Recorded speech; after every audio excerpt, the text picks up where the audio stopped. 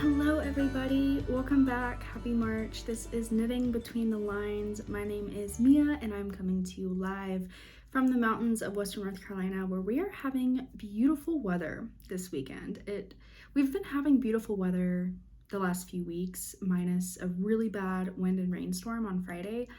It has felt like spring and it has me really concerned that we're gonna have a snowstorm like in April. So we shall see. Right now I am wearing my weekender light. The days on which I can wear hand knits are very varied right now. And the weather is insane. Like in the mornings it'll be like a low of like 35 and then like a high of 70 by the afternoon. So it's hard to coordinate outfits with that. You have to forgive my hair. This braid is not cooperating with me today. But welcome. A lot of new friends have joined us in the last month, so I figured I'd do a little extra introduction to the podcast. So like I said, my name is Mia, and I work full-time, but I also am a full-time graduate student working on my master's in library and information science. I live just outside of Asheville, North Carolina, and this is a knitting podcast, knitting, crocheting, and reading as well, because I like to combine all my cozy interests into one. I have other cozy interests as well. Occasionally I will do embroidery. I do know how to sew. I don't do a lot of sewing, but I would like to get more into that. I do have a goal to like get into quilting maybe this year if I have time. Time is very limited for me, obviously. And I also enjoy cozy gaming like on my Switch, and I've been doing a lot of that recently as well too. This episode is gonna probably go up a little later than planned. Obviously, I'm actually filming it the first Sunday of March, which is when I usually like an episode to go up, is the first Sunday of a month. But this will be going up the following week. I just wanted to get a moment where I had like actual downtime and chill time where I'm not like in a rush to film this. I wanted to be able to sit down and actually talk with you. So yeah, so we're here. It's a beautiful day. I'm looking outside and I'm going to share with you my current knits and crochets. So my current whips, current reads, to be reads, things like that. Today I'm actually drinking an iced chai with oat milk from Starbucks, but Barnes & Noble Starbucks. It's pretty good. We had like lunch today with Colton's family, and then he and I went to Barnes & Noble after to get some Starbucks, and I actually got a new book, which I'll share with you in a bit. So let's jump right into whips. Let's start with the smaller of the two. So I technically have three going right now. One of them I'm not going to show you. I talked about it, I think, last month. It's my northeasterly blanket. I haven't touched it in a month. That's going to be a long project. It's going to be one that I just kind of work on in downtime. So that's, yeah, I'm not going to show it to you. If you want to see it, go watch last month's episode. But I am going to show you my nostalgia socks. I haven't got a whole lot of progress on them, but I've gotten a decent amount since the last video. So here's what they're looking like.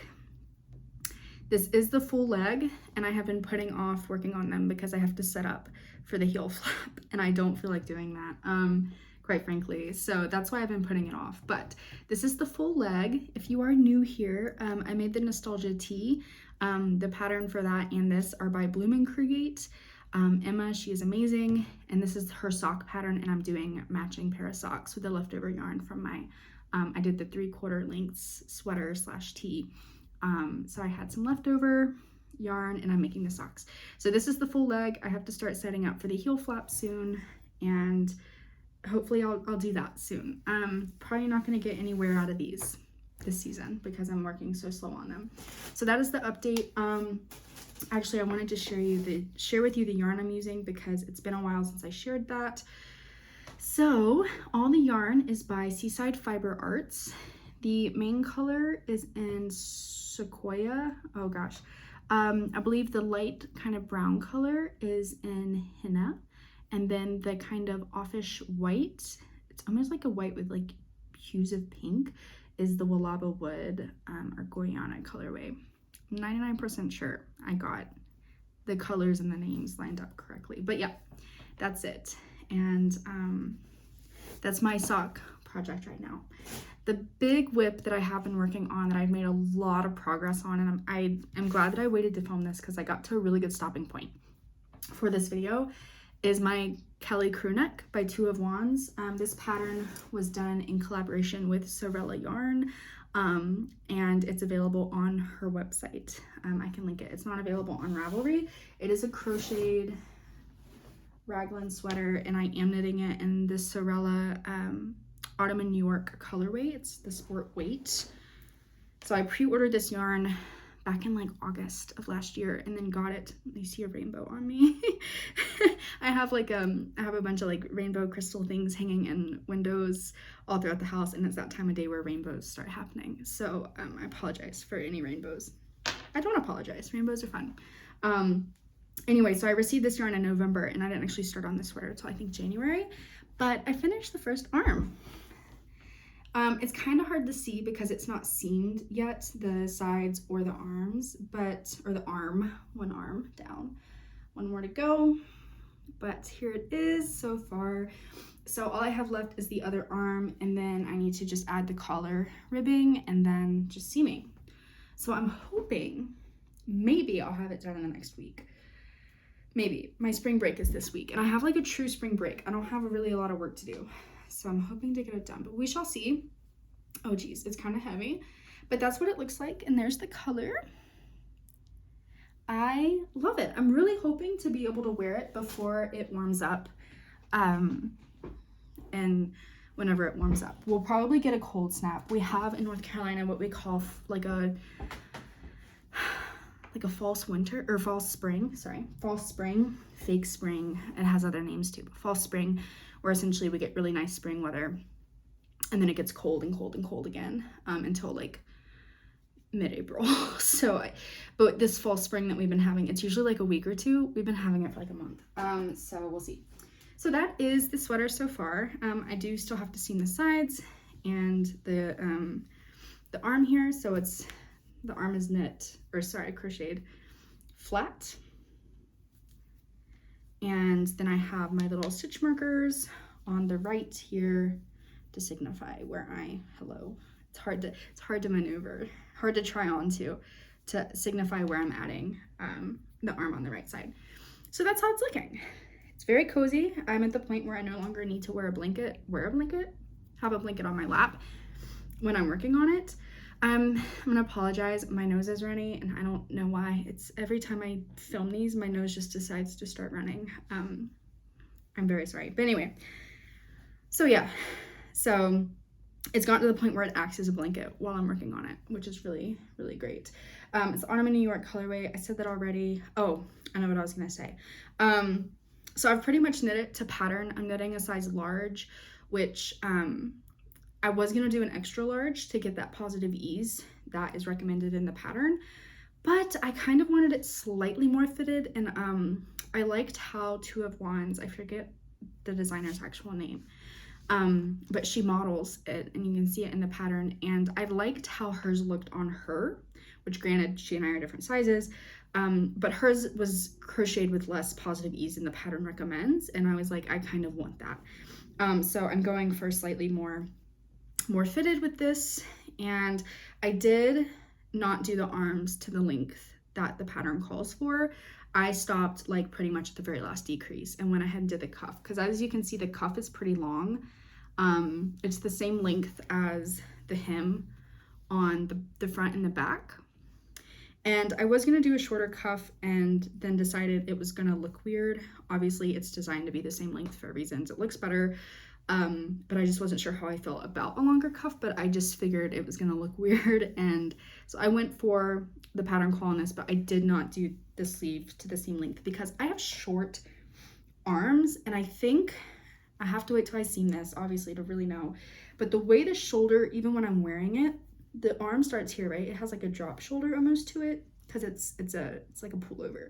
So the arm is already gonna be pretty decently long on me, and I have short arms, and this sweater, this is the Weekender Light, is one of the few that I have made where I really did my own arm length and didn't follow the pattern, and it's like the only one that truly fits. So, and it's like they're very short arms, so yeah, I don't mind a slightly longer arm, but I work so much with my hands, like typing or knitting or crocheting or whatever, that it can, just having sleeves constantly over my hands can get in the way and get annoying, and it's just not fun for me. So I did go for the shorter arms. I'm hoping it works out, because again, I'm not gonna know like the real fit with that until I seam it up, but I think I made the right call. If not, I can always unravel and redo. And one thing I forgot that's really nice about crochet is there have been points in this pattern where I have unraveled and redone a section because I wasn't happy with it. And it's a lot easier for me to convince myself to unravel when I'm crocheting versus, you know, with knitting to do any kind of frogging. Because with crocheting, you just pull the hook out, just unravel back. It's really easy to get right back into it. Versus with knitting, you have to take out your needles and then you have to reset it back up, and you don't want to drop stitches, you have to pick up stitches. It's a huge pain to frog knitting, or even just to tink back. And with crocheting, that's not the case. So I'm hoping this like ends up being a really good fit at the end of the day. So those are my only two like active whips. Even the socks aren't super active right now, but that sweater I'm going hard on, because I got to the point where I'm like, I'm actually going to finish this pretty decently soon. Probably not before spring hits, because I think spring is in 2 weeks, but we're still going to have colder weather here. So I can definitely probably get a wear or two out of it. And so that's kind of my goal right now, is to get it done. But right now my mind has gone to summer and spring knits. Like my mind has shifted to less sweaters and more tees and garments and things like that. And I kind of made the decision that I wanted to work on, because I know in my last episode I talked about 2022 or 2023, that's the year we're in, 2023 knits and things I wanted to work on, and I had a long list. That is still a list that I want to work on, but a lot of it was cardigans or sweaters or shawls. And I kind of just wanted to make some tees and tanks that I can wear. I really enjoy wearing my knitting. I do not live in a place where the climate allows you to wear sweaters year round. It doesn't get hot here in the summer, but I mean, it's way too warm. I mean, we can get temps up to 90 degrees Fahrenheit here in the summer. So it's summer weather. You can't wear sweaters or cardigans for the most part. So I wanted to make some more tees and some more tanks that I can wear in the summer that will be comfortable and that I can enjoy. So I know I want to make another So Summer shirt this summer. I made one last spring and I wear it all the time in warmer weather, and I really love it. I wish I'd worn it today for this video actually, but I really love it, but it's very delicate because of the kind of yarn I used. And it was the La Bien Amé, and I'm trying to remember, it's like her like merino, I think cashmere blend or something like that. So cashmerino maybe, but it's very delicate, and I've actually damaged it, removing pills really easily, and I damaged it removing pills off of it. I fixed it, but it's still just, I'm worried when I wear it as I don't want to damage it anymore. So I want to make one with a more cotton or nylon kind of blended yarn, so it's a little sturdier.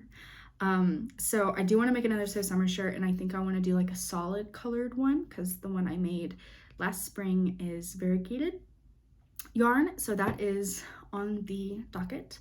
And then I'm going to make a tank, because I haven't made a tank before, and the tank I'm making is the Tip Top Tank by Emily Baldwin on Ravelry. I'll link it below. And it's a really pretty, like, I'm gonna make the cropped version, simple V-neck tank, really simple. The straps, I don't know if you call them sleeves, but the straps on it are a little thicker, so it's not like a spaghetti strap, slightly thicker. Like they might have passed my high school dress code. I don't know if you had those dress codes in high school where you had to have like 2 or 3 fingers. It might pass that. And I'm gonna make the crop version. It's very simple. It's a V-neck. I also have never done a V-neck top before, so that'll be something new. And I'm for sure gonna make that because I bought the yarn for it yesterday. Sewrella, I have such loyalty to her company and her yarn.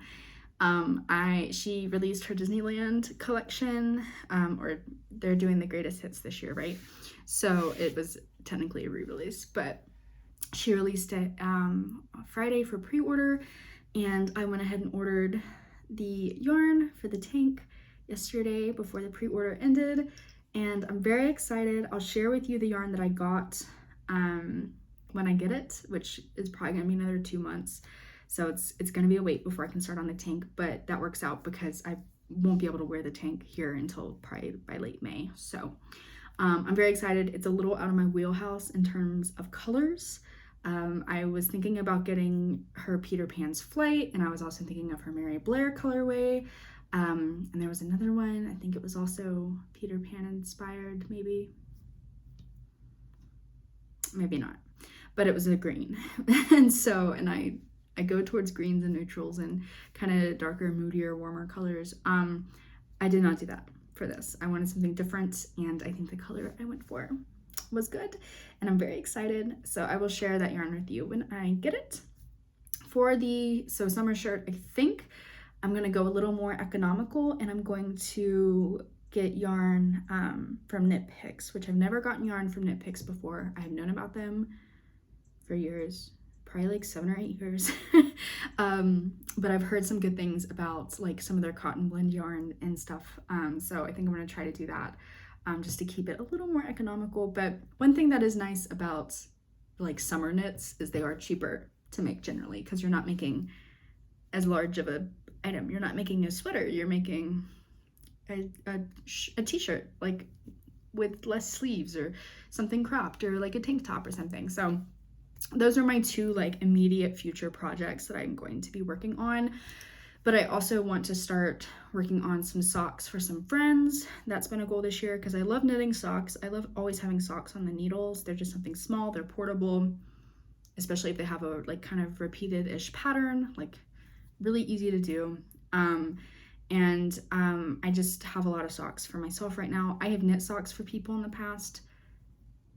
It didn't go over great. I feel like we talk about giving knits to people who are knitworthy, and I feel like socks as gifts need to go to someone that is like really high up on the knitworthy scale, because they have to be cared for in a very specific way, especially wool socks. So, but I have a couple friends who are definitely up there, and I know would really appreciate some socks, and have birthdays coming up, and so I would like to work on socks for them to gift to them this year for their birthdays, because I've been wanting to do that for years now, but I haven't set a plan in place early enough and started working on it early enough. This piece of hair is going to drive me insane.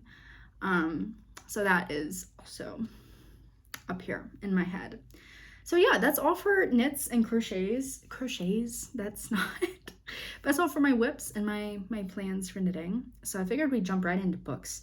And books are going good. Actually, I have my like list here of things I'm going to talk about, and it's not quite organized the way I would want it. So I'm going to do this because I wrote this a couple days ago and it has changed. So finished books. I finished the Atlas Paradox, which is the second book in that series. The Atlas 6 is the first book. Atlas Paradox is the second. It just came out like 2 months ago. The third and final book does not come out for another year. 'Tis very sad. It was my nighttime read on my Kindle, so I don't have a physical copy here to show you. But Atlas Paradox was very good. I enjoyed it. I am really enjoying that series so far, and the character development and the plot development.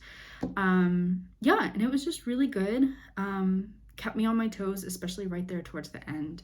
Just got really action-packed. And I liked how it was broken up, kind of in different parts, which the first one was done that way as well, but it was done again for the second book, and the way it was kind of broken up was really well done.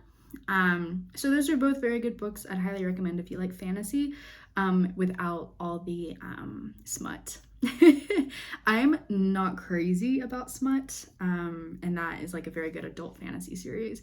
It could even probably be good for young adults, but without all the smut. And it gives like dark academia vibes, kind of like something, it reminds me a lot of a mix between Harry Potter, Percy Jackson, and The Hunger Games. And I know a lot of people compare books to those 3 series, but it's similar. Along the same lines, kind of pulls a little bit, but it does multiple points of view. So you get like really good character development that way, and it continues doing that through the second book. And the second book, Atlas Paradox, I just finished, ends on a really nice cliffhanger, and sets up well for the next and final book, but without giving away too much, right? Like, so I kind of know where the third book's gonna go probably, but also not really. I think the author, and that's Olivia Blake, does a really good job with kind of leaving a lot of things questioned, but in an intentional way, right? Like leaving things to question for the reader, to keep you coming back for more. So really excited for the third book. I don't know what it's called, but it is already available for pre-order. So that's a note. Currently still reading Spare. I'll cover his eyes for you again. So I'm still reading Spare, but I'm almost done. I have, I'm on page 326, and there are 407 pages. So I'm a little over 50 pages from the end. I'll probably have it done within the next week or so. I haven't been reading it as much in the mornings as I was when I first started it, because I got tired and then was not getting up early enough to read in the mornings.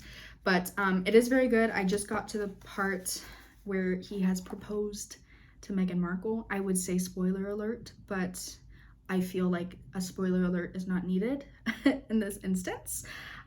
So we are at that point. So we're about to get more into kind of, I guess, more details about their wedding and events that happen afterwards. Kind of like I said the last time I talked about this book, it's really good. There are points of tone deafness, but I think it's very good in terms of just like learning more about not only Prince Harry, but also royal life, especially for someone like me. I'm not British, so not as involved with understanding the royals outside of just pop culture, but it's very enlightening in that sense, but also just hearing him talk about things that matter to him, you can really just get a good sense of who he is as a person. I think it's very well written in that sense. The chapters are short. They're kind of vignette styled, so it's a really good read to pick up and put down. If you just need like 5 minutes of reading, and you're not going to get stuck in like a really long chapter that you're determined to finish. So yeah, it's really good, and I'm enjoying it so far. And I need to remember to lend this out to my grandma after I'm done, because my grandma would really enjoy this book. I also started Hellbent. I started Hellbent by Leigh Bardugo on Friday night. I've only read 1 chapter so far because I passed out last night, Saturday. I was so tired. Hellbent is the second book in the Alex Stern series by Leigh Bardugo. The first book was called Ninth House, and I remember people talking about it on TikTok. I read it about 1.5 years ago. Another very good adult fantasy series. It is very much an adult fantasy series. No smut, but at least in the first book, but very dark themes. So trigger warning if things like SA, things like that are triggering to you, do not read it. But the second book, Hellbent, I just started. It also just came out back in January. I'm enjoying it this far. It starts off pretty action-packed, so that's nice. And I'm just having to reacquaint myself with the characters and just kind of just the overall story, because I don't remember how the first book ended. I, again, have that first book on Kindle, so I didn't feel like having to open it and jump to the last chapter, and it's not as easy as a physical book where you just open it up.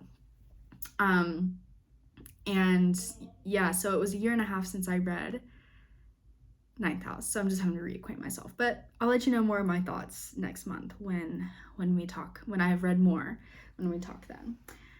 But I do have a new book that I bought, and I think it was last month, where I had a decently sized book haul. Yes, I will get to reading those. But we went to Barnes & Noble, like I mentioned, today after lunch, and I wanted to leave with something. I was gonna leave with a record, but I need a new record player, so I'm timid to buy any new records right now. And then I saw this book on the shelf, and I'm gonna question it for a second, in just a moment, but otherwise I'm gonna tell you about it. This is a book that has kind of loosely been on my to be read. Like, it has been very intriguing to me. Like, I have wanted to read it, but I haven't like physically jotted down it on my to be read, and I could never remember the name of it, etc., etc. And this author, like, I found on TikTok a while back, and just saw a couple of her videos, and she talked about this book, and it sounded really good. It's an adult fantasy book. I think it's actually a queer, like, adult fantasy book, so primarily, if not all, queer characters, which is really great. And it just sounded really good. I think she self-published it originally, which is cool. And we were at Barnes & Noble, and I saw it, and I recognized the cover, and I was like, we're gonna get this. And that is The Night and Its Moon by Piper C.J. And I'm questioning it because this is what the pages look like. I think it's intentional. I'm like 99% sure. But at the same time, they look so yellowed. So, I mean, I hope it was intentional. So that's my questioning, because it looks so yellowed, and I'm sure it was intentional, but now I understand there's a reason for gold foiling instead of this, because I don't know if I like it. But yeah, so that is the book. I'm going to read you the excerpt on the back. Fairly is just an orphanage. At least that's what the church would have the people believe. But beautiful orphans Knox and fate-touched Emerus know better. They are commodities for sale, available for purchase by the highest bidder. So when the madame of a notorious brothel in a far-off city offers a king's ransom to purchase Amorous, Knox ends up taking her place, while Amorous is drawn away to the mountains, home of mysterious assassins. Even as they take up new lives and identities, Knox and Amorous never forget one thing. They will stop at nothing to reunite. But the threat of war looms overhead, and the two are inevitably swept into a conflict between human and fae, magic and mundane. With strange new alliances, untested powers, and a bond that neither time nor distance could possibly break, the fate of the realms lies in the hands of two orphans, and the love they hold for each other. So, sounded really good. I saw it, I picked it up. It was like one of those moments where it was like aha, I want that book, which is always very satisfying, of course. I believe this copy is a Barnes & Noble exclusive. That's what it says on the front. And a lovely sticker that I'm going to have to peel off. I hate when bookstores do that. But yeah, so that's it. I don't know what it says. It has extra material in it. I don't know if it has a pronunciation guide of the characters, and it has a map, but I don't know if the extra material is the writing or what. So yeah, don't know when I'm gonna read this. And I hope it's good, because I bought the physical copy. I'm usually very picky on whether or not I buy physical copies of books, especially books in series, especially bulkier books, just because they take up room on my bookshelf. I've purged a lot of books through the years. Yes, I have regretted doing that, but yeah, I'm very, I like to keep books that mean a lot to me, or that I just deem worthy of keeping, or they represent some kind of milestone, or I don't know. So that's why I do a lot of reading on Kindle, is one reason for it, because I'm able to store long series and things like that. I read the ACOTAR series last summer, and I'm very glad I didn't buy a physical copy of those, because that would have been yeah. So honestly wish I'd just gotten them from the library, if I'm being honest, but I am excited to read this. I will let you know my thoughts. I'm probably gonna try and read it this summer, if not late spring, along with my normal summer reading. Normally this will be the 4th summer, where I read a Stephen King book, a Stephen King book a year, and I read it in the summer. I don't know why. So if you have any recommendations, please let me know, because I was looking at some today and I couldn't decide. Colton, I was there with him, my partner, and he was like, you should read it. And I'm like, have you seen the length of this book? I do not want to commit to it. I don't. It's way too long. But otherwise, I'm open for any suggestions on a Stephen King book this summer. But I think I'm going to try and read this one as well. And that is it. That is it for today's episode. I'm sorry if you heard noises behind me, but all is well. And I will be seeing you all in April, first or second Sunday. Don't know which yet, just depends on when I get time to film. And I like to make sure I've gotten enough done that it's worthy to make a nice sit-down podcast episode for you all. So it might be another 4 weeks, which would be second Sunday. But thank you for stopping by. Thank you for watching. Thank you for subscribing. If you haven't already, that's okay. I understand and I forgive you. But have a good rest of your March, everybody. Have a good Easter if you celebrate, and I will be seeing you in 1 month. Bye.